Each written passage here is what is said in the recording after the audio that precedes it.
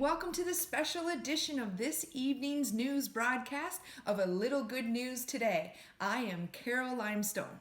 In tonight's special edition, we will be talking about the 2016 wildfire, which affected 88,000 individuals living in Fort McMurray, Alberta, Wood Buffalo region.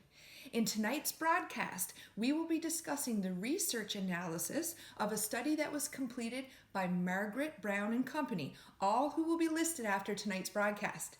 This research discusses the effects on mental health 18 months after the wildfire of youth grades 7 to 12 in both the public and Catholic school districts. Also, in tonight's special broadcast, we will discuss the role of social workers in the aftermath of disasters. Please stay tuned. You don't want to miss this.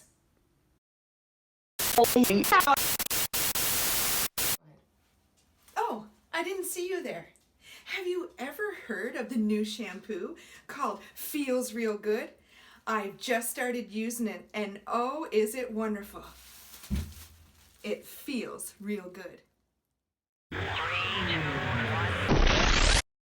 Welcome back to tonight's special edition of A Little Good News Today. On May 3rd, 2016, 88,000 individuals' lives living in the Fort McMurray area, their lives turned upside down when they were evacuated due to a major wildfire. The fire, which was dubbed the Beast by then Fire Chief Derby Allen, destroyed 10% of the homes in Fort McMurray and spread across 590,000 hectares of land before being contained. Extensive damage was caused to local structures, including homes, schools, and local businesses.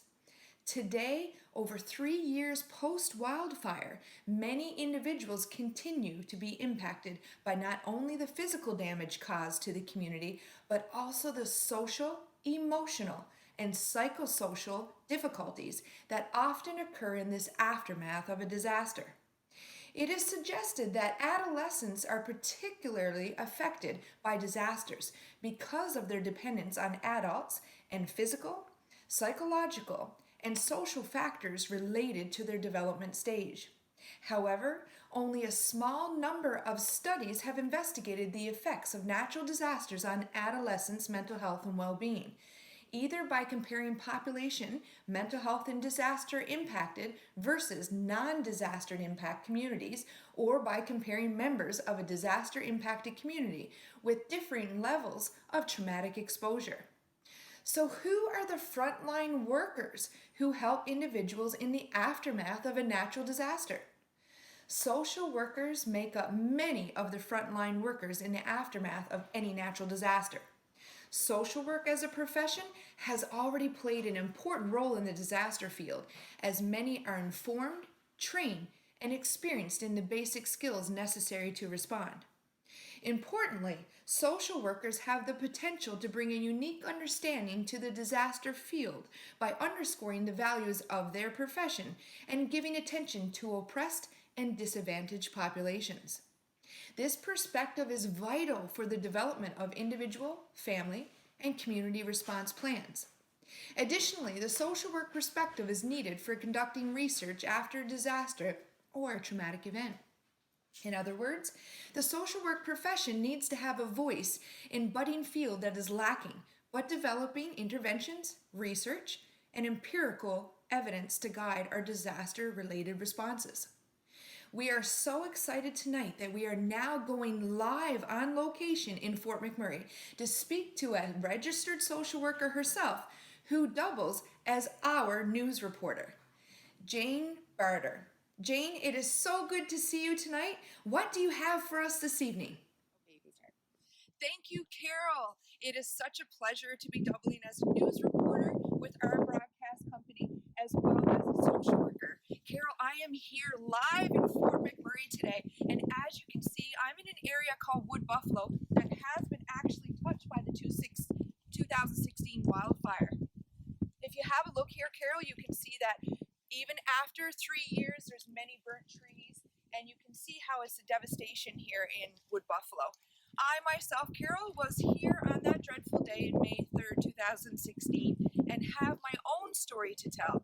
However, today's live broadcast will focus on the analysis of the research study and recommendations. We're going to talk a little bit about the research study, the analysis that they had, the recommendations, and also implications that social workers have in this type of field, Carol. We all know, just like you said, Carol, thank you so much, about what social workers have to do, a little bit what they do on the front line here. So when we look at this, Carol, the analysis of this study showed that data from grade 7s to 12 students, they actually surveyed 3,070 students from Fort McMurray, and this was collected in 2017. So that was 18 months after the 2016 wildfire. This was compared to data from 2,796 grade 7 to 12 students from Red Deer, Alberta. The same measurement scales were used for both surveys. Both of these cities have populations of approximately 100,000, and both cities are located in Alberta. The results of this comparison demonstrate that mental health symptoms were significantly higher and elevated in the Fort McMurray region compared to the control in Red Deer. This occurred for sources consistent with the diagnosis of depression. Actually, 31% here in Fort McMurray, Carol, as opposed to 17% in Red Deer, Alberta. Moderate severe depression was 17% here in Fort McMurray, as opposed to 9% in Red Deer. Suicidal ideations, Carol, we're talking 16% of students that did this survey in Fort McMurray, as compared to 4% in Red Deer. Consistent with this major mental health impacts from the 2016 wildfire, self-esteem scores and quality of life scores were also significantly lower here in Fort McMurray. While the rates of anxiety disorder were similar, about 15% here in Fort McMurray compared to 16% here in Red Deer. On the scale, they were slightly higher of anxiety, with a difference reaching just a little statistical difference. There were no statistical differences, however, in the rates or scores for alcohol or substance use. So that's just important to know in today's analysis. So directly after the wildfire, there are many resources that were put in place here in this entire community. And Carol, and for all the people viewing, it was amazing to hear the stories, and I'm sure many of you seen the stories, of all the people that came together here in Fort McMurray after the wildfire. There were many health professionals available. Red Cross was quickly set up in this area, and they still have a presence here in Fort McMurray. There were professionals providing many different programs and training, such as psychological, first aid.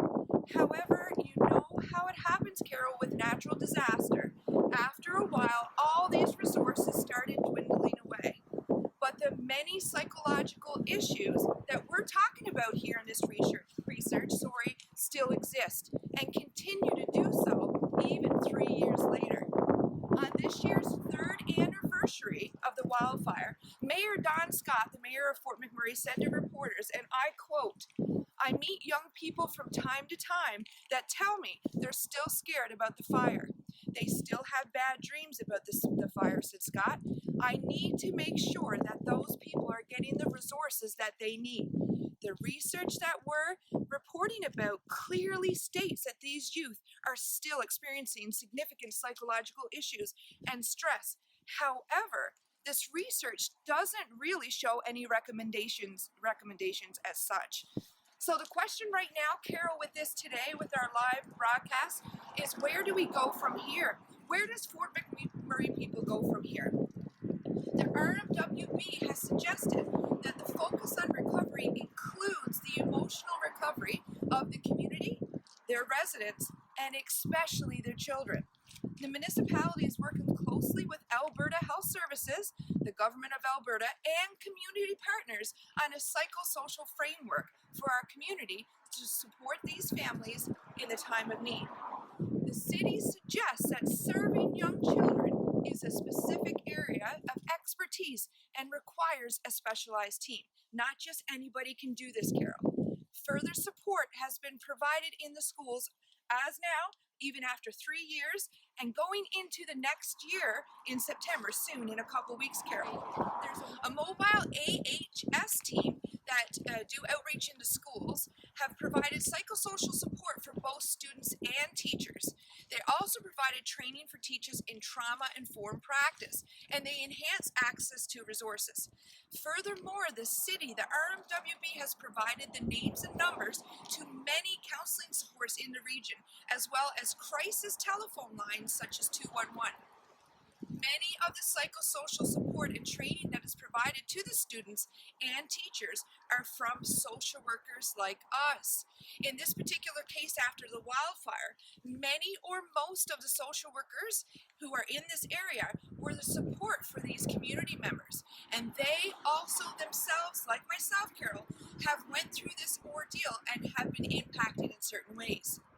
These social workers are providing the training, the counseling, and they are the roadmaps to all the financial and housing services, and are doing whatever they can to ensure that everyone's basic needs are met. My question to you and everyone who's watching today is, what help are the social workers getting themselves? They're helping others through these disasters, even years later, but who's helping them? The word resilience is increasingly being used in social work to refer to the idea of an individual's professional's strength, their inner strength. This strength enables them to recover from any trauma and stress they may experience when working with people, leading them to develop a range of, we'll say, coping strategies to negate the negative effects of their role. But we looked at research that was conducted in the University of Georgia, found that repeated hearing the stories of trauma victims doubles the risk of social workers themselves experiencing post-traumatic stress disorder. Social workers may hear about burnout and they may hear about self-care, but they're not hearing about secondary post-traumatic stress disorder. As we just mentioned, that's hearing so many of the traumatic stories that people already have. Burnout and compassion fatigue are also a real issue with social workers in any area. Burnout is caused by what some research call compassion fatigue. The role of the social worker is to help the client explore their issues and find ways to deal with them. This is a one-way relationship. The counselor must keep his or her emotional distance from the client and does not receive care back from the client. Also, the social worker may become very frustrated, saddened, or anxious about a client who does not make progress despite the counselor's best interest. As the saying goes, you can't take care of someone else if you first don't take care of yourself. You also need to fill your own cup as a social worker, or another analogy is putting on your oxygen mask